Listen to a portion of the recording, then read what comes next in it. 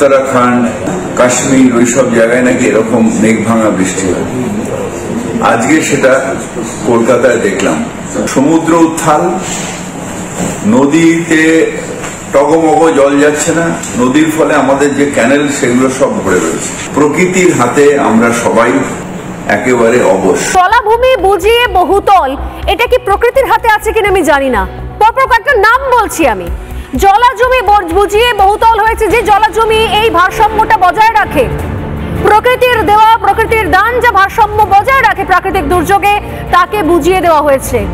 1 নম্বর জায়গা নয়াবাদ, 2 নম্বর কেষ্টপুর, 3 নম্বর কসবা, 4 নম্বর কসবার পেছনে extended Gulshan colony, বহুবার এই নিয়ে আলোচনা হয়েছে, নতুন করে কিছু বলছি না আজ।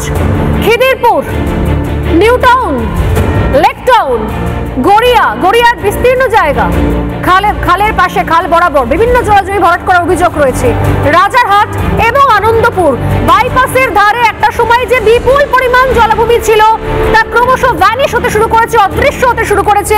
আমি জানি না এগুলোও কি প্রকৃতি করিয়েছেন, এসে মা গঙ্গা করিয়েছেন, প্রকৃতি করিয়েছেন?